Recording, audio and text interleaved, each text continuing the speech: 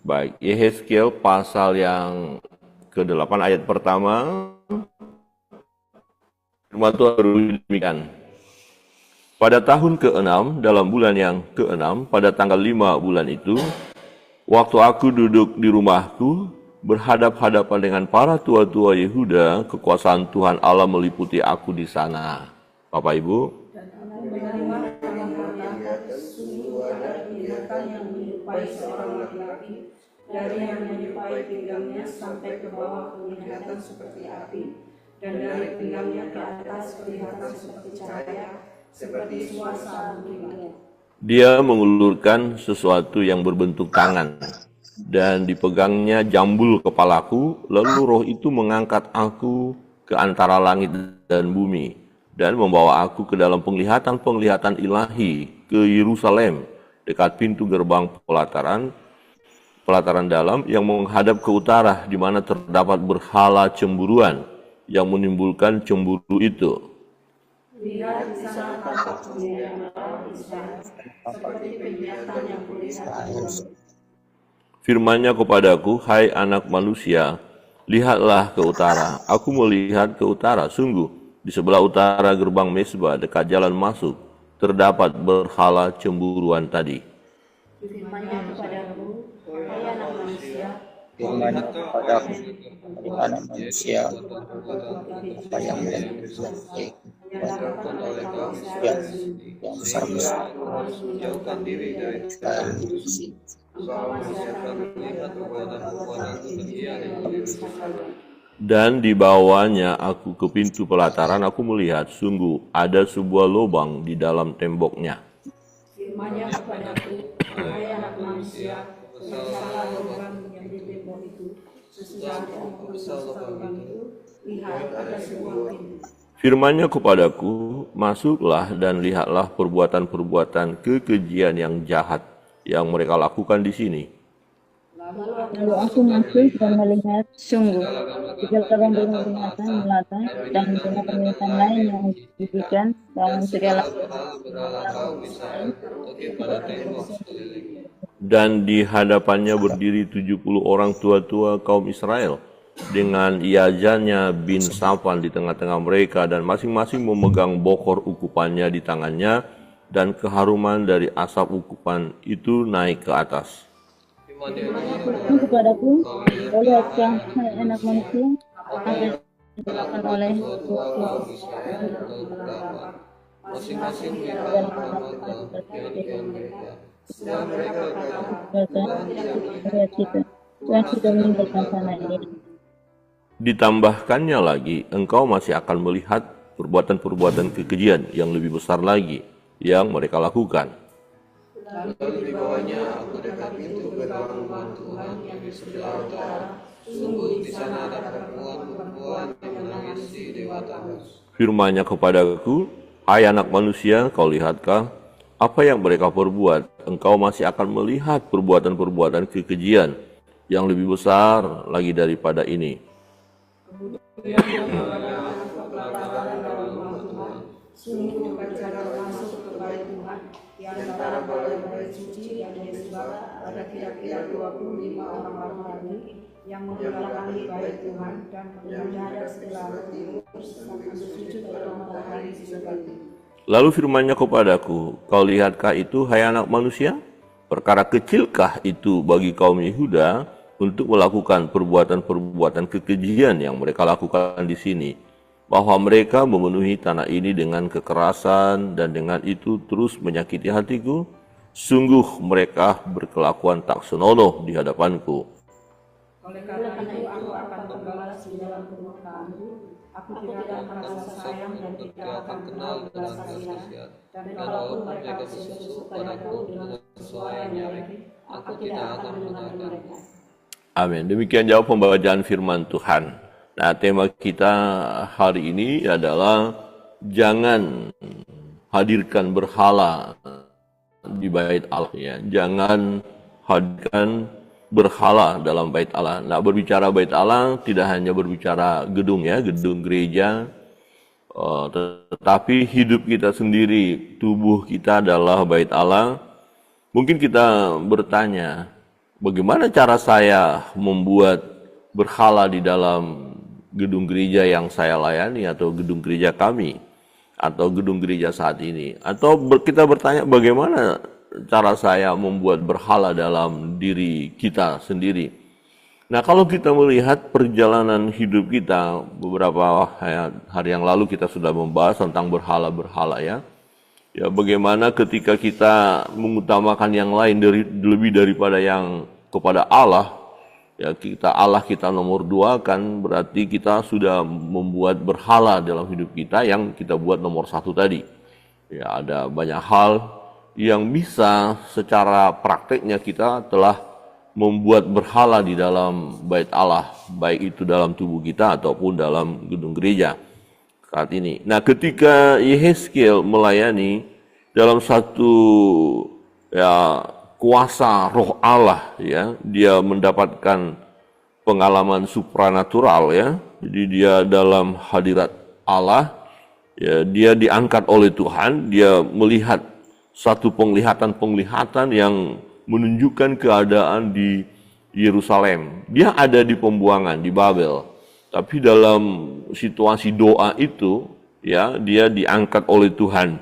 Ya, dia menerima penglihatan itu. Di ayat 3 dikatakan, dalam penglihatan itu dia mengulurkan sesuatu yang berbentuk dan di jangkauanku, lalu roh itu mengangkat aku ke antara langit dan bumi dan membawa aku ke dalam penglihatan ilahi ke Yerusalem, dekat pintu gerbang pelataran dan seterusnya. Jadi waktu dia diangkat, jambul kepalanya, jambul rambutnya diangkat oleh yang kelihatan seperti anak manusia itu, ya, seperti laki-laki itu, waktu dia diangkat dia terbang, ya, di antara, dikatakan di antara dan bumi, dia terbang dan dibawa ke Yerusalem. Untuk apa dia dibawa ke Yerusalem? Tuhan mau memperlihatkan tentang kejahatan umat itu. Nah, kejahatan umat itu kita sudah lihat tadi di bait Allah itu, ya, mereka menyembah berhala. Ada namanya berhala cemburuan. Mereka juga menyembah, ya, ada yang gadis-gadis menangisi Dewa Tamus. Ya, ada yang membuat ukiran-ukiran, lukisan-lukisan di bait Allah itu, ya, binatang-binatang melata dikatakan, dan banyak hal, ya. Maka dikatakan kamu akan lihat betapa jahatnya umat itu, betapa dahsyatnya peran mereka, yaitu melukai Tuhan, ya. Maka karena tindakan ini yang menajiskan bait Allah, yang mencemarkan bait Allah, maka Tuhan tinggalkan bait itu. Nah, di ayat 12 dikatakan, firman-Nya kepadaku, kau lihatkah hai anak manusia, apa yang dilakukan oleh tua-tua kaum Israel di dalam kegelapan, masing-masing di dalam kamar tempat ukiran-ukiran mereka.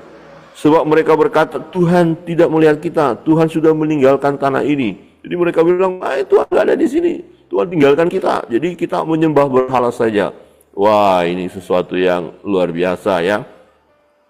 Padahal Tuhan selalu, tetapi memang pada akhirnya Tuhan tinggalkan mereka, tinggalkan bait Allah itu sebabnya nanti kita akan melihat bahwa bait Allah, ya, yang dibangun oleh Salomo itu hancur, luluh, tak satu pun, ya, utuh, semua bahkan perkakas untuk ibadah diangkut ke Babel. Nah, Yehezkiel dibawa oleh roh itu untuk memperlihatkan betapa jahatnya orang-orang Israel atau orang-orang Yehuda, mereka tertinggal di Yerusalem itu, di Yehuda itu. Nah, ayat 17, ini hati Allah, hati Bapa, ya, dikatakan, lalu firman-Nya kepadaku, kau lihatkah itu hai anak manusia, perkara kecilkah itu bagi kaum Yehuda untuk melakukan perbuatan kekejian yang mereka lakukan di sini. Bahkan mereka memenuhi tanah ini dengan kekerasan dan dengan itu terus menyakiti hatiku. Sungguh mereka berkelakuan tak senonoh di hadapanku. Ya, ini perkara kecil kan? Ya, Padahal kita tahu hukum Tuhan ya. Yang pertama jelas sekali, jangan ada padamu Allah lain untuk disembah. Akulah Tuhan Allah, ya, tidak ada yang lain. Tetapi ini peraturan nomor 1 langsung mereka langgar ya. Ya, Tuhan nggak ada di sini, Tuhan nggak lihat kita kok. Nah, berbahaya Bapak Saudara ketika kita melakukan dosa itu, ada pikiran Tuhan nggak tahu, atau Tuhan sudah tidak bersama dengan kita kok, nggak apa-apa, atau Tuhan lagi santai-santai. Ini pengalaman masa lalu waktu masih SMA.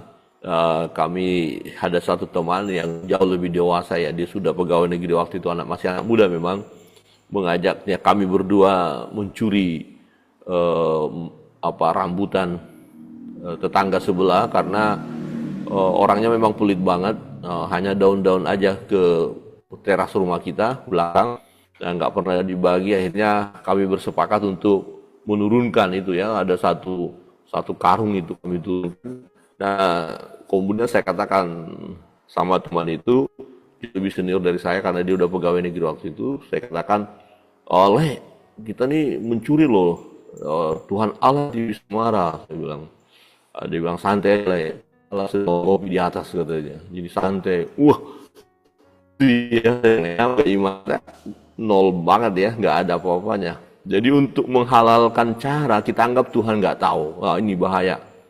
Ya hati-hati loh ya, kita mau melakukan hal yang jahat, kita pikir Tuhan tidak tahu. Mana ada Tuhan tidak tahu? Semua Tuhan tahu, tapi kita ciptakan sesuatu untuk menghalalkan apa yang kita buat. Nah, mereka berkata Tuhan tidak ada. Maka Tuhan bilang ini apakah ini perkara kecil? Enggak, ini perkara yang luar biasa. Ya, sedang aja ya, ada orang lain udah sakit hati ya. Ya, orang menyepelekan kita, mereka menyembah berhala, yang menyepelekan Tuhan toh, mengabaikan Allah, ini namanya, ini kebangatan ini. Jadi ini bukan perkara kecil, perkara kecil kan itu, ini bukan perkara kecil, ini serius. Dan mereka umat itu luar biasa ya, bukan hanya 1-2 bentuk berhala yang mereka sembah itu, tapi banyak. Di role adalah bait suci Allah ya, di tempat itulah mereka membahas. Nah, hati-hati kalau kita belajar firman Tuhan. Ya, salah satu tanda akhir zaman dari rumah Tuhan yang muncul nanti penyesatan itu dari gereja. Dan hati-hati, ada orang-orang akan datang, mereka pikir mereka sedang beribadah ketika mereka di gereja. Sebenarnya tidak. Ya, ini kita waspadai. Di gereja bisa mereka bukan menyembah, tapi mereka sedang melakukan penyembahan berhala. Mereka memuja yang tidak seharusnya dipuja. Ini harus kita waspada. Ya, mereka gerakan ini. Hati-hati dengan pola ibadah di gereja. Hati-hati sekali. Jangan hanya kenikmatan diri kita sendiri, sementara bukan Allah yang kita puja. Jadi perhatikan puji-pujian kita, perhatikan khotbah-khotbah, perhatikan aliran musik yang kita lakukan di gereja. Jangan untuk memuaskan diri sendiri. Kalau dalam ibadah kita memuaskan diri sendiri, sama kita sudah melakukan penyembahan berhala. Hati-hati, kalau kita ibadah, Tuhanlah yang kita utamakan, Tuhan yang kita sembah. Segala sesuatu yang kita lakukan dalam konteks ibadah di gereja, orientasinya adalah pusat penyembahan kita hanya Allah. Amin. Hanya Tuhan. Ya, jangan hanya untuk memuaskan diri sendiri. Memang kita memuji Dia, kita katakan musik kita haleluya, ya, nyanyian-nyanyiannya menyembah. Tetapi ketika kita lakukan hanya untuk kepuasan diri kita, nah itu berhala. Perkara kecilkah itu? Oh tidak, itu perkara yang luar biasa. Nah, karena ini masalah ini adalah masalah berat, ini kelakuan yang tak senonoh dikatakan Tuhan. Ya, sungguh mereka berkelakuan tak senonoh di hadapanku. Ya, maka dikatakan ada orang yang berpikir mereka sudah menyembah Allah, berseru dalam nama Tuhan. Tuhan, Tuhan, aku berseru dalam namamu, melakukan ini, ibadah. Tapi Tuhan katakan, maaf saya tidak kenal. Sorry, tidak kenal. Siapa kamu? Wah itu. Kenapa? Karena seluruh yang dilakukan itu dalam rangkaian satu kejahatan. Tidak sungguh-sungguh menyembah Allah. Maka karena mereka melakukan kejahatan yang besar itu, selayaknya lah Tuhan menghukum mereka. Maka ayat 18 dikatakan, oleh karena itu, oleh karena kejahatan mereka, oleh karena perbuatan yang tak senonoh itu, oleh karena penyembahan berhala yang mereka lakukan, oleh karena ukiran-ukiran binatang-binatang melata itu, oleh karena mereka menyembah ya dewa-dewa itu, dewa Tamus itu, oleh karena semua kelakuan yang tidak menyukakan hati Allah itu, oleh karena dosa itu, oleh karena itu aku akan membalas di dalam kemurkaanku. Betul, Allah murka kepada perbuatan-perbuatan yang penuh dengan kejahatan itu. Maka apa yang Tuhan lakukan? Aku tidak akan merasa sayang dan tidak akan kenal belas kasihan. Ini harus diberi disiplin. Dan kalaupun mereka berseru-seru kepadaku dengan suara yang nyaring, aku tidak akan mendengarkan mereka. Kenapa mereka berseru dan Tuhan tidak akan dengar? Ya karena terlambat dan mereka adalah perbuatan yang sungguh-sungguh. Nah, ini relevan atau paralel dengan Nabi Yeremia waktu berdoa supaya umat itu tidak dihukum. Tuhan berkata, udah tidak usah berdoa lagi untuk keselamatan umat itu. Sebab sudah keputusan bahwa mereka akan dihukum. Jadi Yehezkiel sudah masuk dalam pembuangan pada gelombang yang kedua itu. Nah, nanti gelombang 3 yang terakhir di mana Yerusalem akan dihancurkan, ya bait Allah itu akan dihancurkan, kota itu akan dihancurkan. Dan di ayat 18 inilah ya kita lihat ditetapkan. Jadi Yehezkiel mengetahui persis bahwa memang tidak bisa terelakkan lagi malapetaka bagi orang-orang Yehuda yang masih tertinggal itu. Nah, Bapak Ibu Saudara yang terkasih dalam Tuhan, jangan kita katakan kok Tuhan tidak mengampuni padahal mereka sudah berseru dengan nyari.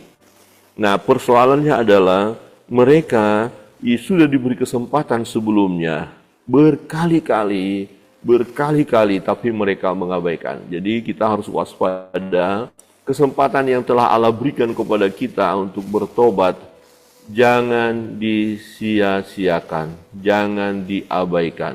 Ya, jadi segeralah terus kita memperbaharui diri kita.